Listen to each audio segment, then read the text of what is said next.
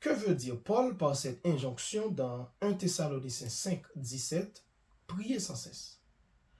Comment un être humain engagé dans des responsabilités professionnelles, familiales et sociales pourrait-il maintenir une vie de prière ininterrompue?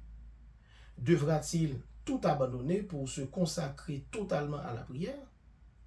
L'objection est légitime si l'on conçoit la prière exclusivement comme un acte ponctuel, un moment formel, localisé, circonscrit dans le temps.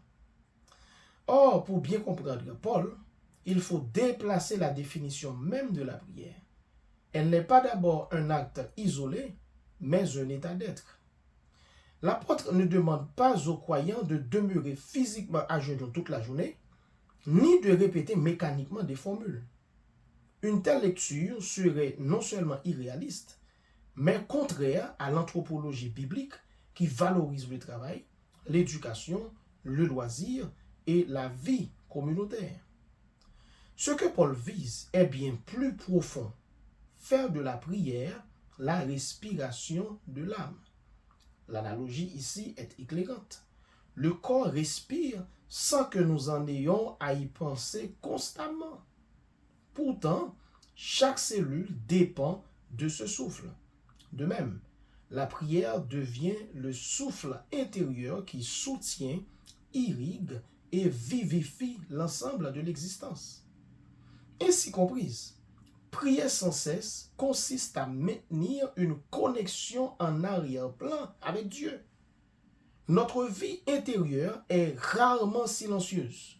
Elle est traversée de pensées, de projections, d'inquiétudes ou même de jugements. L'exhortation paulienne invite à transformer ce monologue intérieur en dialogue. Au lieu de ruminer seuls nos préoccupations, nous les orientons vers Dieu. Au lieu de nous enfermer dans l'autosuffisance, nous vivons dans une relation consciente et continue avec la présence divine. Cette perspective brise la dichotomie artificielle entre le sacré et le séculier. Si la prière doit être incessante, alors aucun espace de la vie n'en est exclu. Chaque lieu devient potentiellement sanctuaire. La cuisine, le bureau, les transports en commun ne sont plus des espaces neutres. Ils deviennent des lieux d'offrande et de communion. Il s'agit donc d'intégrer Dieu dans le tissu même de nos journées, plutôt que de lui réserver seulement un fragment isolé de temps.